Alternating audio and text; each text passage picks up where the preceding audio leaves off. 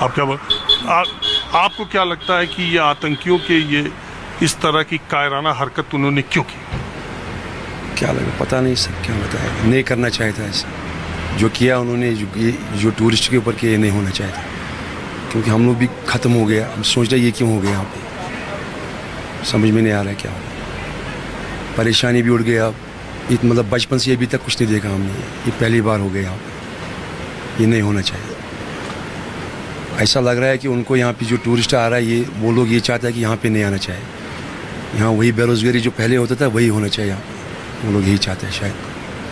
और हम ख़त्म हो गया सच में, हमारे पीछे हमारा परिवार है। हम दिन में कमाता था, शाम को उनको खिलाते थे। आज हम 1 महीने से कसम से बोले कुछ नहीं कमाया, हम कुछ भी नहीं कमाया। आज 1 महीने के बाद यहाँ पे आया तो रोड में क्या मिलेगा, कुछ टूरिस्ट नहीं है, खुद परेशान हो गया हम, क्या बताएगा। हम भी जितने दिन से कश्मीर और इन इलाकों में आ रहे हैं, आज तक हमने ऐसे हालात नहीं देखे। और अगर इसी तरह रहा तो हालात बहुत, अगर इस तरह हो गया तो फिर वो चाहता ही है यहाँ टूरिस्ट नहीं आना चाहिए, यहाँ बेरोज़गारी होना चाहिए, वो लोग चाहता ही यही है।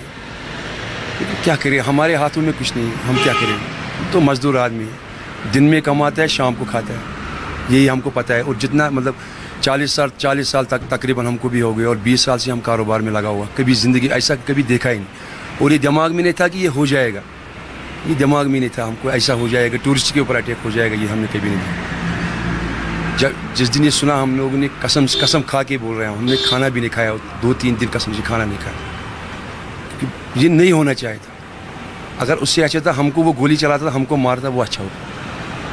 क्योंकि मेहमान लोग आते हैं, वो हमको यहाँ पे बिजनेस देता है, हम भी कमाते हैं, हम अपना घर चलाते हैं, उसके ऊपर क्यों मारेगा उनको? वो बेकसूर है, वो घूमने के लिए आया था।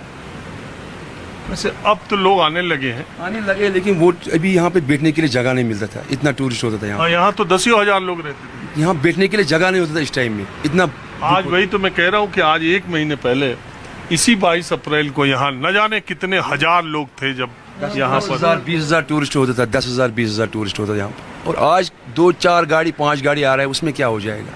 यहाँ 95% इसी के ऊपर है, नौकरी कुछ नहीं है, और कोई बिजनेस नहीं है। कोई शॉल बेच रहा है, कोई घोड़ा का काम कर रहा है, कोई फोटोग्राफर है, सब इसी के साथ जुड़ा हुआ है।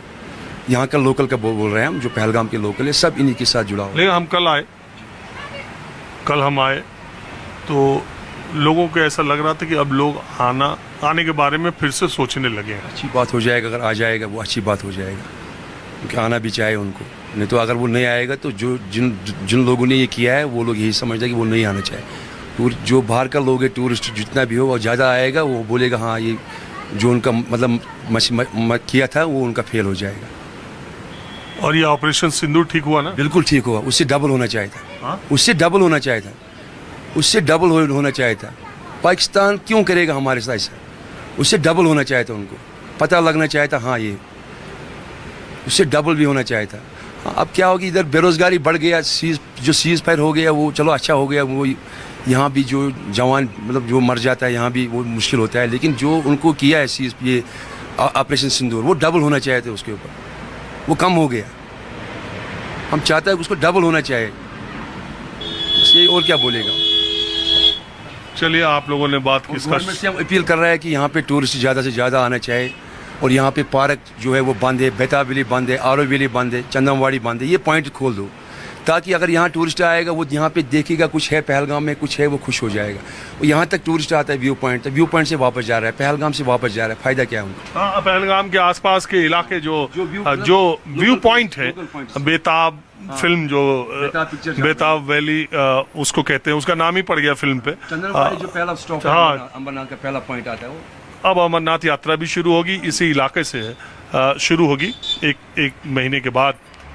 उसके बाद कुछ परिस्थितियां बदलने की उम्मीद की जा सकती है। बहरहाल, आप लोगों ने बात की, इसका बहुत शुक्रिया। मैं आते रहता हूं और मैं हर तरह के लोगों से कोशिश करता हूं बातचीत करूं। चलिए, अब मैं दूसरी तरफ चलता हूं।